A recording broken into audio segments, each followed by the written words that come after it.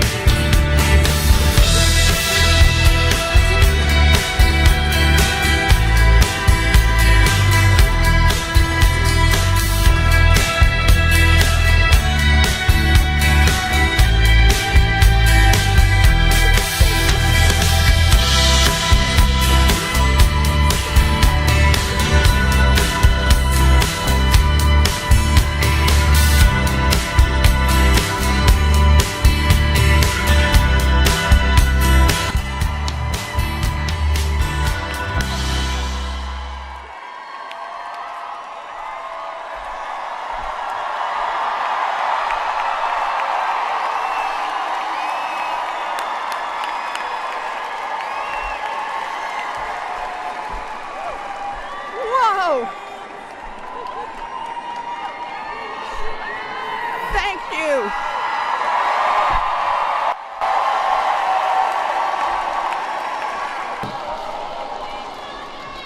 Thank you for that warm welcome.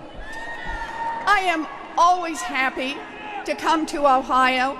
It is good to be in the home state of my great friend and your great Senator, Sherrod Brown.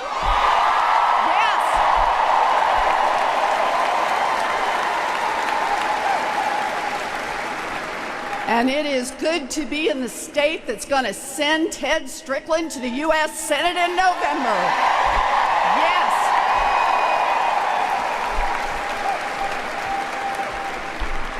Now, I'm here today because I'm with her. Yes, her.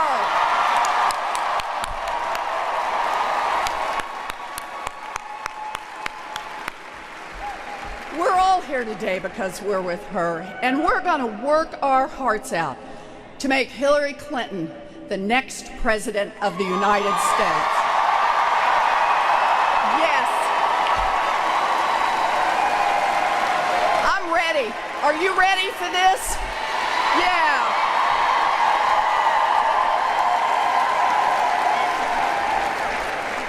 We're here with someone who gets up every single day and fights for us. Someone who has spent her whole life fighting for children, spent her life fighting for women, spent her life fighting for families, fighting for health care, fighting for human rights, fighting for a level playing field, fighting for those who need her most. We're here to fight side by side with Hillary Clinton.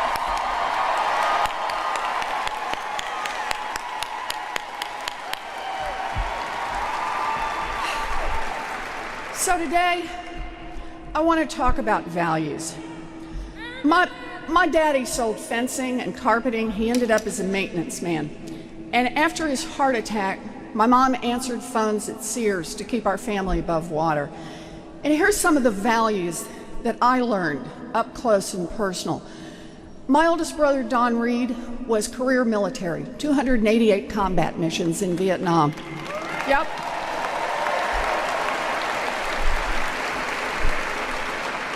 And I learned from him that we honor our promises to our service members and veterans always.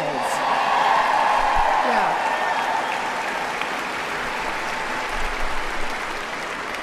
And after my middle brother John got out of the Air Force, he got a good union job operating a crane. Today, he has a pension because of that job. I learned from him that unions built America's middle class, and unions will rebuild America's middle class. Yes.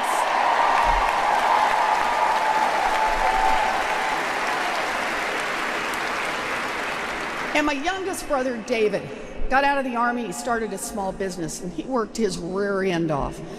It was tough. And today, all he has left is his Social Security. I learned from him that we honor hardworking people by protecting and expanding Social Security. Yes.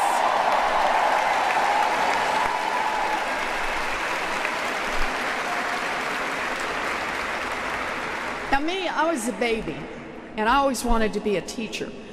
I went to a commuter college that cost $50 a semester, and it opened a million doors for me. I learned that America's public schools can build opportunity for all of our kids. Yeah.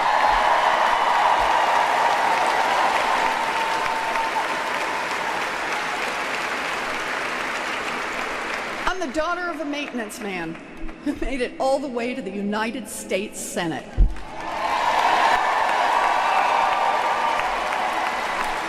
And Hillary Clinton is the granddaughter of a factory worker who's going to make it all the way to the White House. We believe in that America. Yes. Yes. Now, we believe in that America, but we're worried. Worried that those opportunities are slipping away. And a lot of America is worried. Worried and angry. Angry that times Washington works for those at the top and leaves everyone else behind. That Washington lets giant oil companies guzzle down billions of dollars in tax subsidies, but then says there's no money to help kids refinance their student loans. That Washington gives corporations fat tax breaks for CEO bonuses, but won't raise the minimum wage. That Washington pushes big corporate interests in trade deals, but won't make the investments in infrastructure that create good jobs here in America.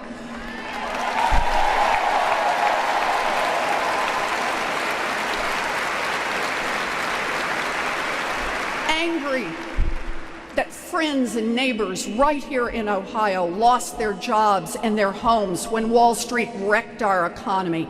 Angry that instead of sending people to jail, Washington gave bankers a bailout. Now your pensions are in trouble and Washington won't lift a finger to help. That's not right, and we're here to change it. You bet. We're here to change it.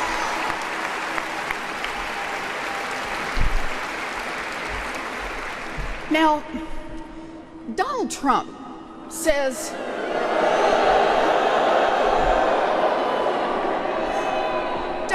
says he'll make America great again. It's right there. No, it's stamped on the front of his goofy hat. You want to see Goofy? Look at him in that hat.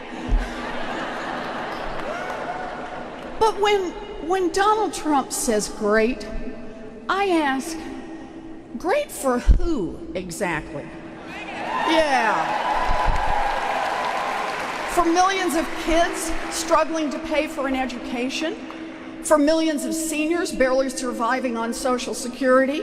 For families that don't fly to Scotland to play golf?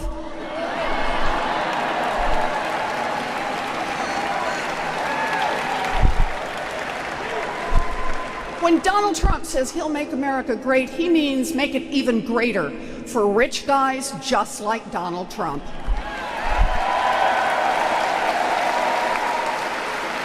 Great for the guys who don't care how much they've already squeezed from everyone else. Great for the guys who always want more, because that's who Donald Trump is, the guy who wants it all for himself. And watch out, because he will crush you into the dirt to get whatever he wants. That's who he is.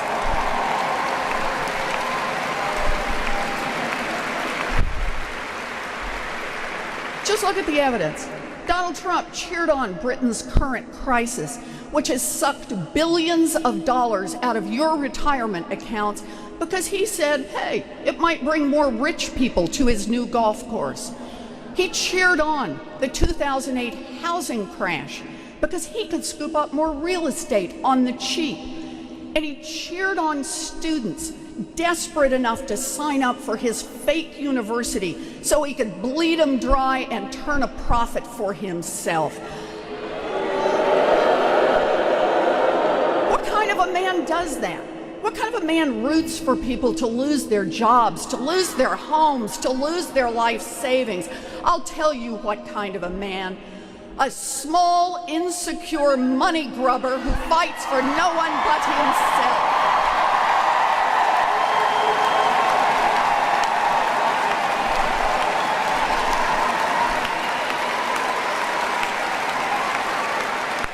What kind of a man? A nasty man who will never become president of the United States.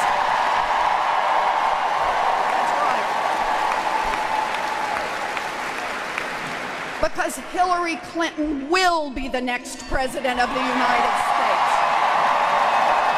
That's right. Hillary Clinton will be the next president of the United States because she knows what it takes to beat a thin-skinned bully who is driven by greed and hate. She knows you beat a bully not by tucking tail and running, but by standing your ground and fighting back. That's what she's going to do.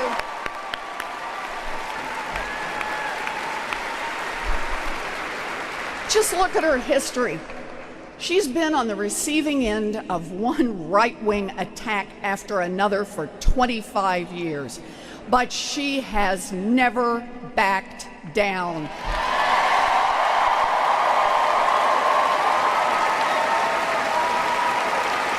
That's right. She doesn't whine.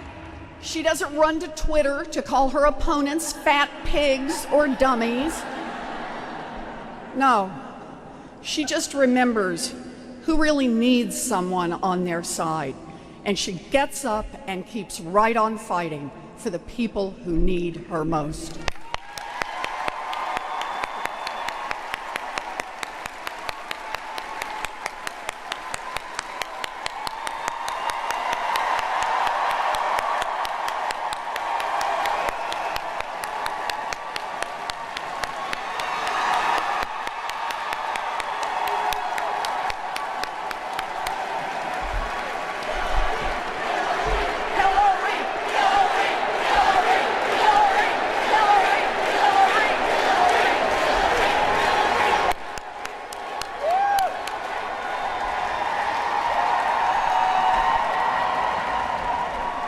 So here's what it boils down to. Hillary has brains, she has guts, she has thick skin and steady hands, but most of all, she has a good heart, and that's what America needs. And that's why I'm with her. Are you with her? Are you with her?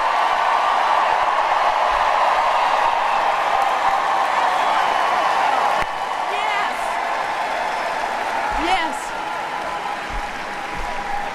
Look, this election is about values. So let's just do a few. Donald versus Hillary. Donald Trump believes in defrauding students to benefit himself. Hillary Clinton believes that every kid should be able to get an education without getting crushed by debt. That means debt-free college and refinancing student loans. Hillary fights for us. Donald Trump believes poor, sad little Wall Street bankers need to be free to defraud anyone they want. Hillary Clinton believes that we need strong rules to prevent another financial crisis. Yes, Hillary fights for us.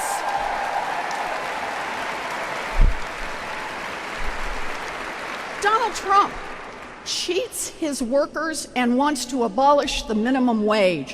Hillary Clinton believes no one should work full-time and live in poverty, and that means raising the minimum wage, fair scheduling, paid family and medical leave.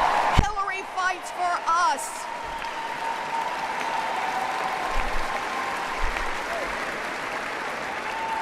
You know I could do this all day. I really could, but I won't. Okay, one more. Donald Trump calls African Americans thugs, Muslims terrorists, Latinos rapists and criminals, and women bimbos. Hillary Clinton believes that racism, hatred, injustice, and bigotry have no place in our country. She fights for us. She fights for us, and we will fight for Hillary Clinton. She fights for us. Please join me in welcoming to the stage our next president.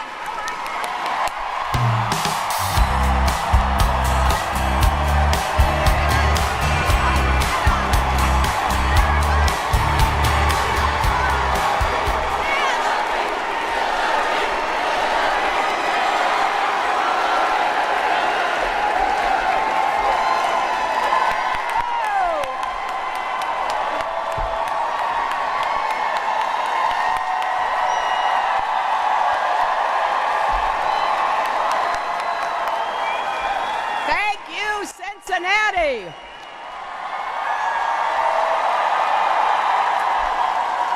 I especially want to thank all the people outside who couldn't get in. Thank you for coming today. I am so delighted to be here with my friend and a great leader, Senator Elizabeth Warren.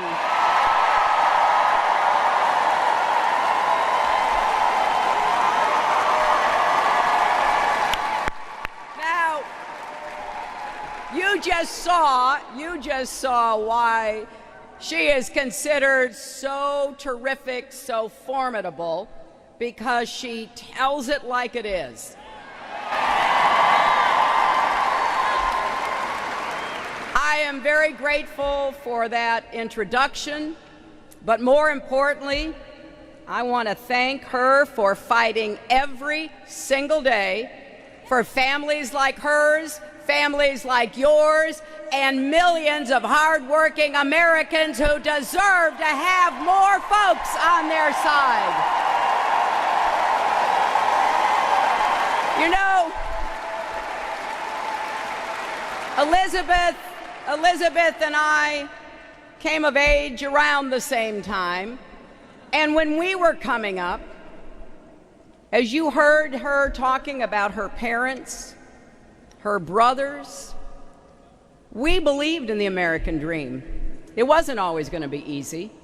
My dad was a small businessman. It was hard work.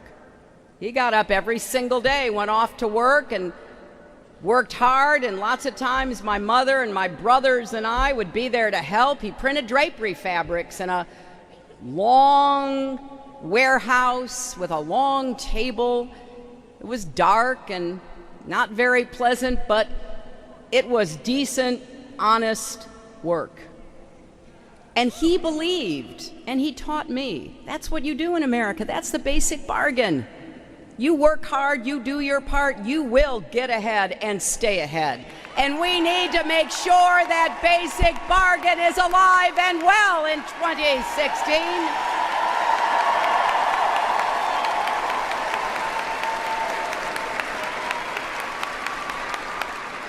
Elizabeth is leading the fight to liberate millions of Americans from the burden of student debt and to make sure Washington never again profits off of our students. She and I agree the federal government should not be making money off of sending our young people to college to get an education.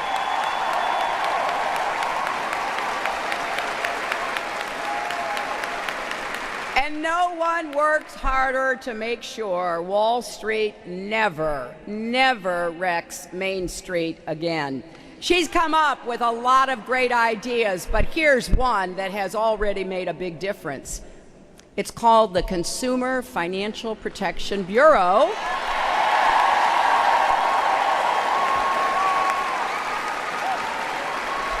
It's been around a few years under the leadership of a great leader from Ohio, Richard Cordray, who is leading the charge. It has already, think about this, it's only been around a few years, but it has already returned over $10.8 billion to 25 million Americans who have been hurt by illegal financial practices. Now that is what standing up and fighting to right economic wrongs looks like. And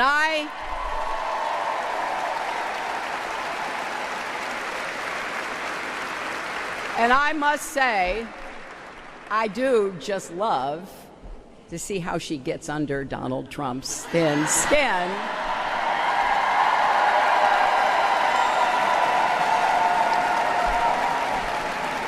As Elizabeth made clear, Donald Trump proves every day he's not in it for the American people. He's in it only for himself. And Elizabeth reminds us of that every chance she gets because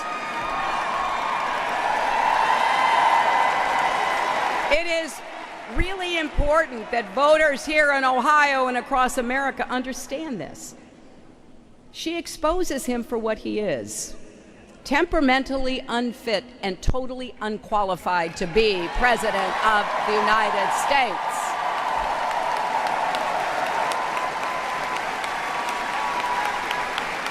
Now, some of the best TV since Elizabeth came to the Senate is actually on C-SPAN. So whenever you see her pressing a bank executive or a regulator for answers, refusing to let them off the hook, remember, she is speaking for every single American who is frustrated and fed up. She is speaking for all of us, and we thank her for that.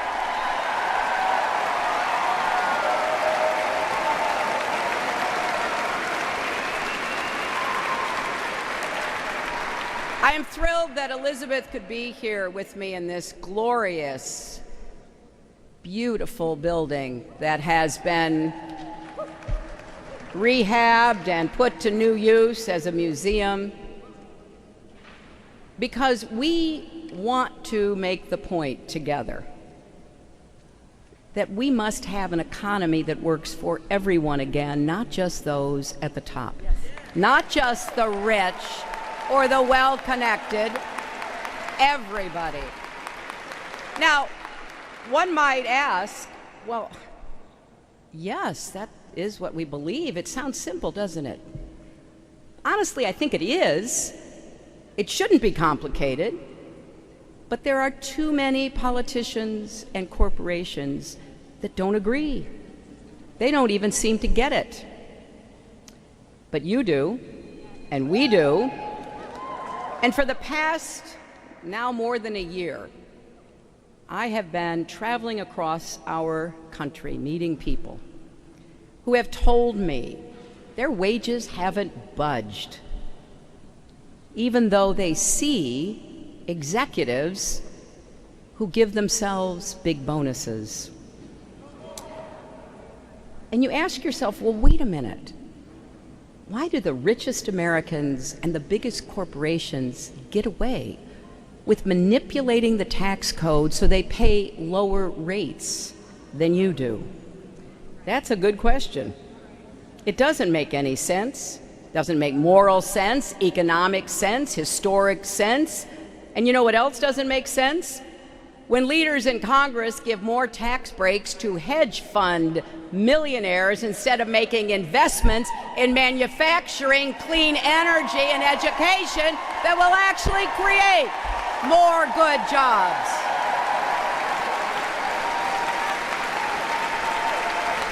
It doesn't make sense when corporations stash their profits overseas or send them to influential shareholders instead of making long-term investments in raising wages, training, and research.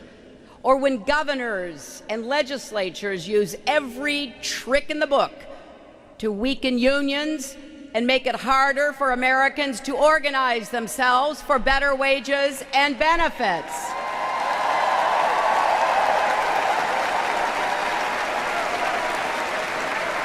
You know what I'm talking about. Well, you've heard of right-to-work laws. Well, they're wrong for workers and they're wrong for America. None of this is right, my friends. But this election is a chance for us to make it right for the future, for our kids and our grandkids.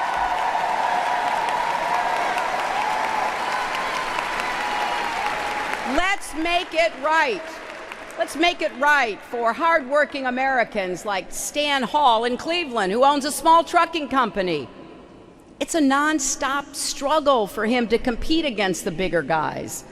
But if we keep our economy growing and make sure small businesses like Stan's get the right support, we can give more people a chance to succeed under that American basic bargain. Let's make it right for young people like Erica Roitblad in Westlake. She dreamed her whole life of going to Ohio University in Athens. But the housing crash in 2008 wiped out her parents' savings and their small business. So to get her college degree at a public university, Erica wound up $100,000 in debt. We cannot let this student debt crisis continue. We've got to give hardworking students and families relief. And you know what Erica's doing now? She's volunteering for our campaign and working to elect Democrats across Ohio.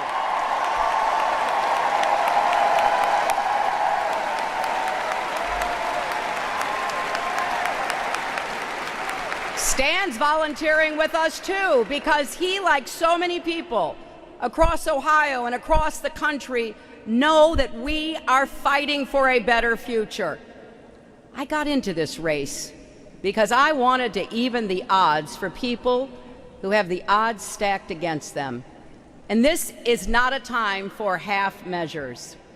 To build an economy that works for everyone, not just those at the top, we've got to go big and we've got to go bold. So,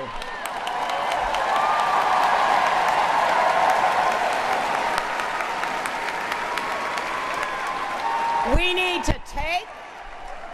to take that frustration, the fear, the anxiety, and yes, the anger. And after we have vented it, we need to work together to achieve the kind of changes that will give everybody in this country a better shot. So let's set 5 ambitious goals for our economy. Let's break through the dysfunction in Washington and make the biggest investment in new, good-paying jobs since World War II. Let's do what we need to do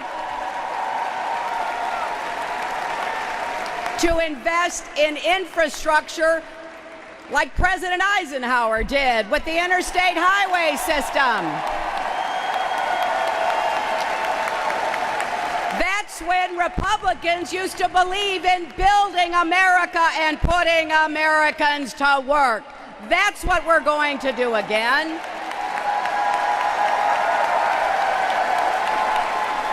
Let's set the goal of making college debt-free for everyone, like Erica.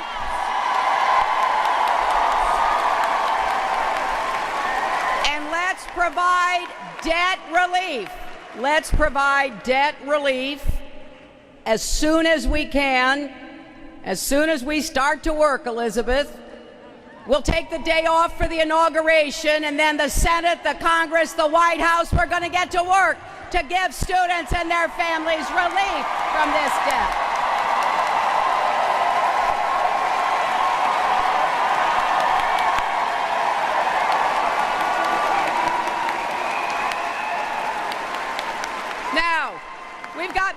work to do, so let's set the goal of rewriting the rules so more companies share profits with their employees, not just their executives. Instead of shipping profits and jobs overseas, we've got the greatest country and the greatest economy in the world. Let's start acting like it, and let's make it clear that the companies have to be part of that greatness.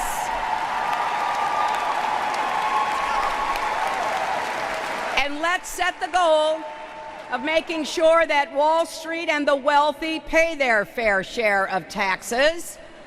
Now, there are a couple of ways of doing this. I've been proposing a number of them. Something called the Buffett rule, after Warren Buffett. No millionaire should pay a lower tax rate than somebody working for him, like his secretary.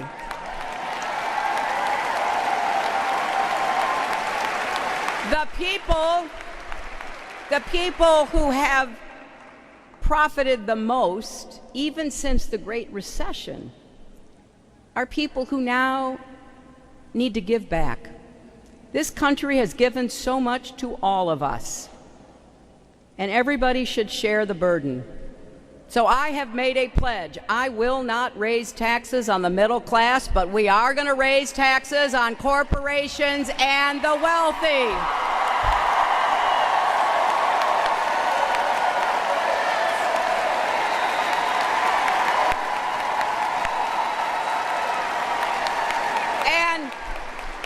Don't you think it's about time that we put American families first? We're not living in the 50s or the 60s anymore.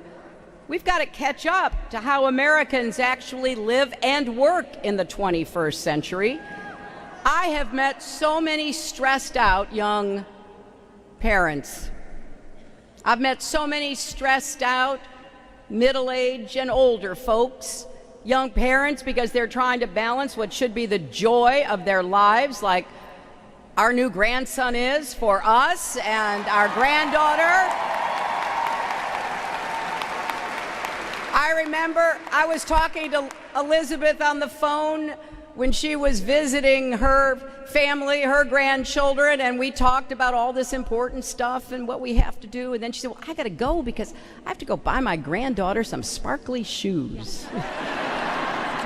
There is no greater joy but to see young parents struggling so hard and to see older people taking care of their parents. We've got work to do. We shouldn't make it so difficult to do your job at home and to do the job that puts food on the table and a roof over your head. Let me just say a word about rewriting the rules. You know, there are a lot of businesses thriving right here in Ohio who see their employees the right way. They see them as assets to invest in, not costs to cut.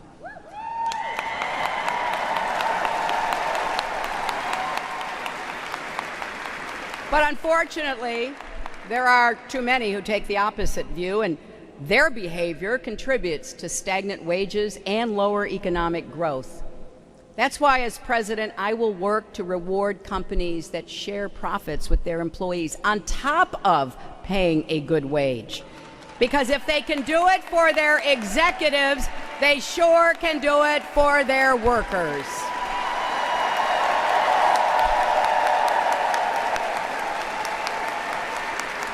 And we will encourage companies to invest in worker training and to build high-quality apprenticeship programs where you earn while you learn. And we will strengthen unions because they are the bedrock of a strong middle class in America.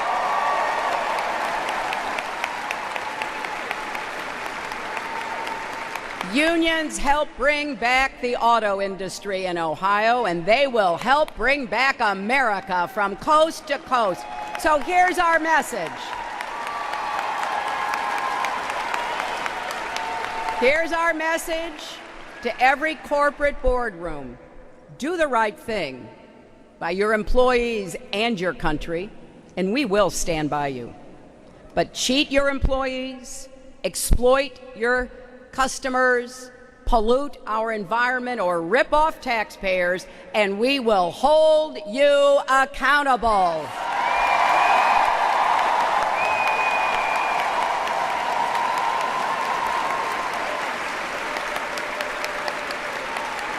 Because when companies take taxpayer dollars with one hand and give out pink slips with the other, and ship hundreds of jobs overseas, we're going to make them pay back those tax benefits, and we're going to take that money and reinvest it in workers and communities, and we're going to slap an exit tax on companies that move their headquarters overseas to avoid paying their fair share of taxes.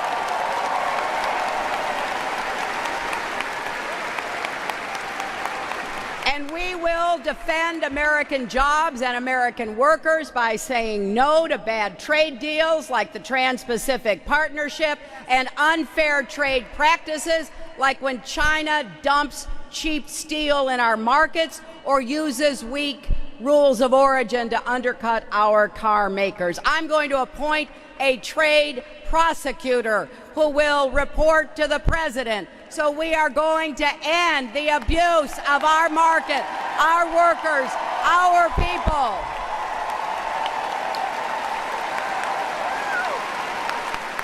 And you know what? We're going to compete and win in the global economy by not letting anybody take advantage of our workers, not China, not Wall Street, not anyone. And we're going to defend and strengthen the tough rules to rein in Wall Street that were put in place after the crash. When corporations pay fines for breaking the law, those fines should cut into executives' bonuses. And if laws are violated, individuals, not just corporations, should be held accountable. And I will veto any effort to weaken protections for consumers. And while we're at it, we're going to finally make Wall Street, big corporations, and the super wealthy do more that's not only fair in terms of paying taxes, but which is right, because we can use that money to make these big, bold investments. That will help us build a stronger economy for decades to come. And you know what? That's not only good for families and workers, that's good for companies, for businesses. We are a 70% consumption economy, my friends. That means the more money that you have in your pocket that you can spend, the better that is for the economy. And the way things are right now, people are afraid. They're holding back. We've got to liberate the American consumer by protecting and helping the American worker. And we're going to make more things in America. We're going to ensure we have the most competitive auto and auto parts industries in the world.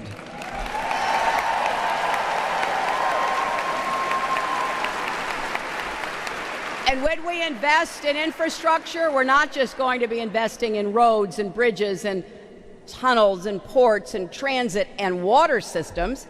We're going to connect every home to high-speed broadband so they can get into the global marketplace.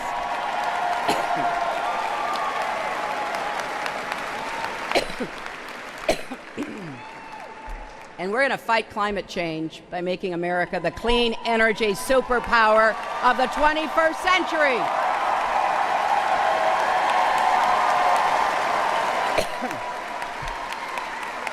And I want to compliment your mayor, Mayor Cranley, who's here, your state rep, Alicia Reese. Cincinnati is already one of the biggest cities in the country to run 100% on clean energy. Congratulations.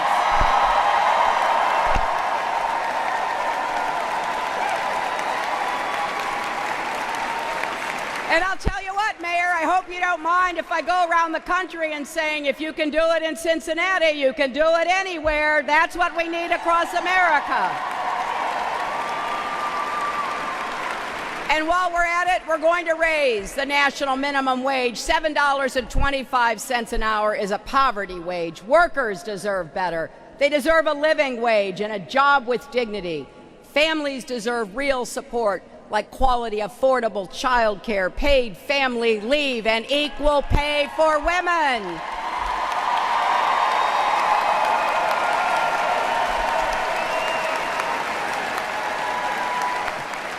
Now, I know when I talk about these things, Donald Trump says, I'm playing the woman card. Well, I'll tell you what, if fighting for families is playing the woman card, deal me in.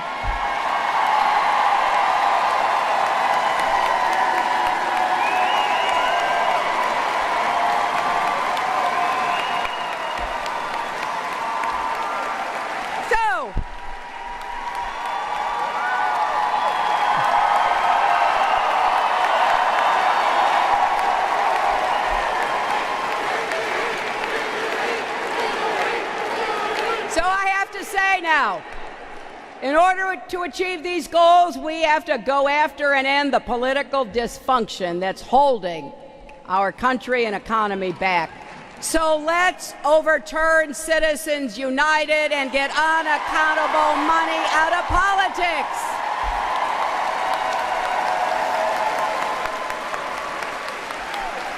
Let's shut off the revolving door in Washington and make sure the foxes aren't guarding the hen house.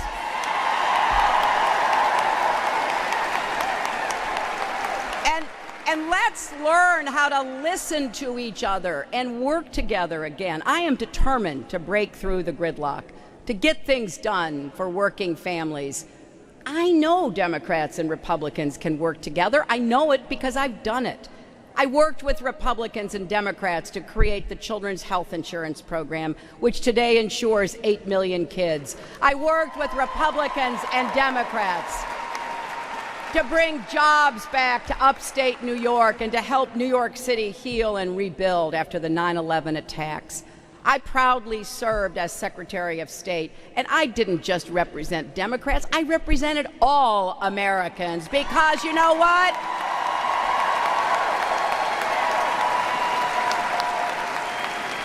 We're all on the same team. It's time we start acting like it.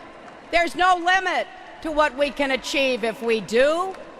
Now, I confess, it's true, I can be a little wonky. But I have this old-fashioned idea. If you're running for president, you should say what you want to do and how you will get it done.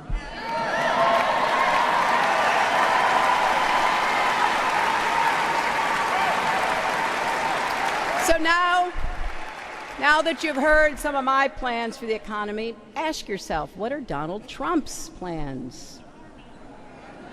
Well, best I can tell, he has no credible strategy for creating jobs. And maybe we shouldn't expect better from someone whose most famous words are, "You're fired." Now, he rails against other countries, doesn't he? He says he's for our workers. But Trump's own products are made in a lot of countries that aren't named America. Trump's suits were made in Mexico. He could have had them made in Brooklyn, Ohio. Trump furniture is made in Turkey instead of Cleveland. Trump barware is made in Slovenia instead of Toledo. So how does that all fit into his talk about America first? But that's just the start. This is a man who plays coy with white supremacists and mocks people with disabilities, who talks about banning an entire religion from entering our country, who advocates getting rid of gun-free zones in schools, letting more countries have nuclear weapons, defaulting on our national debt, turning back the clock on marriage equality, and just like Elizabeth, I could go on and on. This is someone whose reaction to the horrific mass shooting in Orlando was to publicly congratulate himself.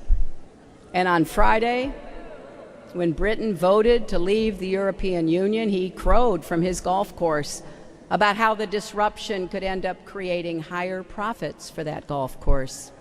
Even though within 24 hours, Americans lost $100 billion from our 401ks. He tried to turn a global economic challenge into an infomercial. Imagine Donald Trump sitting in the Oval Office the next time America faces a crisis.